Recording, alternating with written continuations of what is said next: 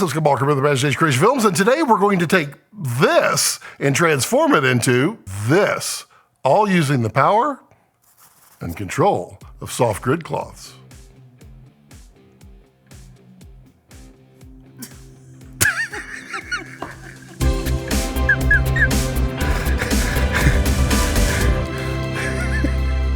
So soft grids help control the direction of the light. You all want a big, nice, soft source. Maybe you want a hard source, but in this case, we want a big, nice, soft source, get that nice little Rembrandt lighting, but we don't want to spill it around the room. So what we're going to do, I'm going to walk around, hopefully not be in the shot, and I'm going to show you how we've configured this lighting.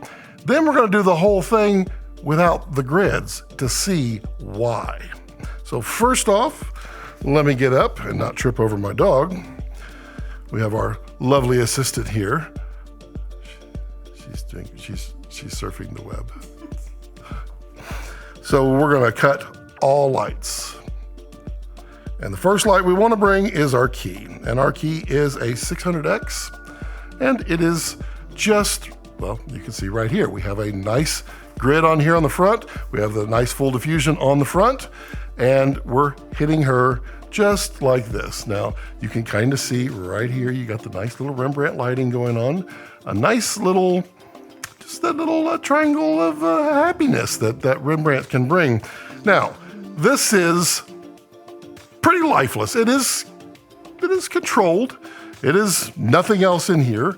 And that is maybe what you want, maybe not. But now let's kick up the room just a little bit. So we're gonna wanna bring in, well, there's a window behind and it's nighttime. So we've got a little bit of moonlight and a little bit of street light there coming in. But we've got this really dark side to her over here. We wanna bring in just a little bit of light. Now, first thing you might wanna do is turn on a practical.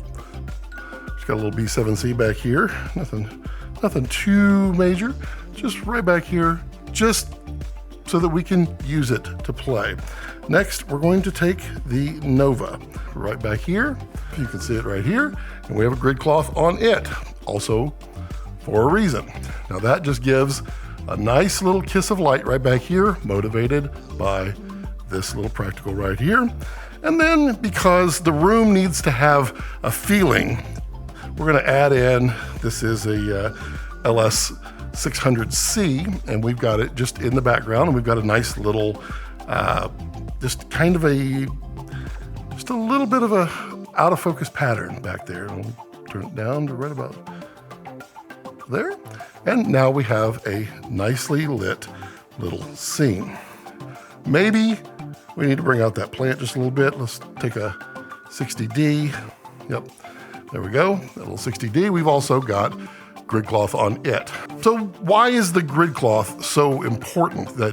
Why do you want to use it and do the control? Well, because we can keep this big light from spilling behind, and we then control how and what color, everything that happens on the back wall. So we can now kill the 600C back there. There's basically no color back there. There's nothing happening. We've controlled the light. Let's turn off the plant. We've got the plant off, so you can't see the plant anymore. We can take the Nova. We're not affecting the back wall at all. And that is one of the powerful things of a grid cloth. Now, you might ask, well, Scott, what happens if you don't use the grid cloth? It's a great question. Let's demonstrate it right now. So here it is, the exact same scene. Nothing has changed. We've just taken the grid cloths off of all of the lights that had grid cloths on there. Now, what does a grid cloth do? Well, think of it this way. You can no longer see her, now you can. Same thing with light. You can block light by turning it. So in this case,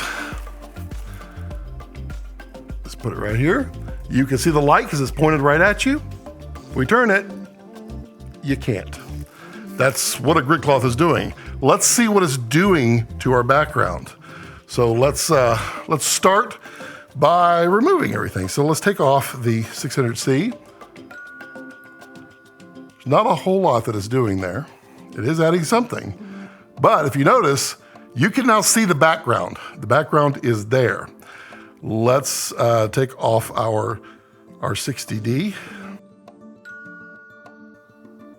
See how much spill we're getting there? Let's take off our Nova. Notice we've got a lot of spill happening there. And now we have our practical, which shouldn't change anything. We're gonna turn off our key light now.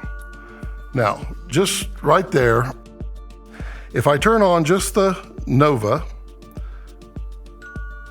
we've thrown a ton of light on the background. It wasn't there before.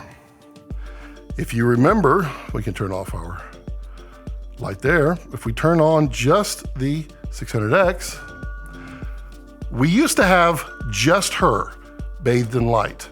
We had the Rembrandt lighting, which we still achieve, but we have a whole lot more wrap around her. But we've also wrapped our entire background with the light from this giant soft source. So it could be the look that you want. It might also not be the look that you want. Let's see what it looks like. Exact same settings. Every light is set exactly the same as it was when we started, but this is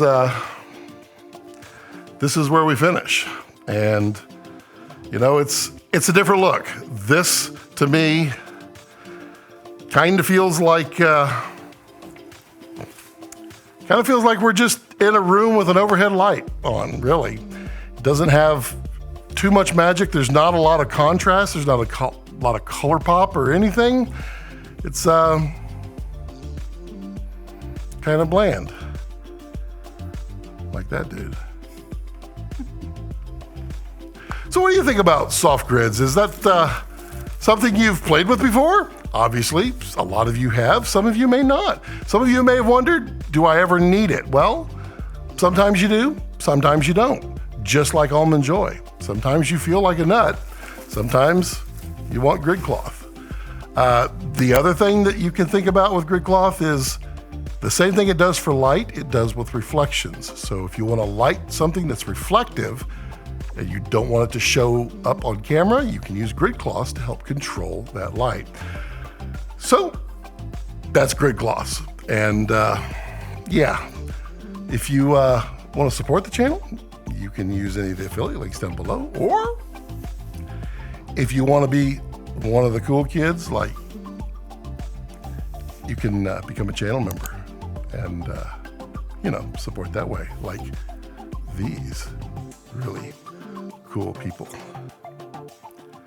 And as always, as I like to leave it, don't let your passions center around your life. Let your life center around your passions.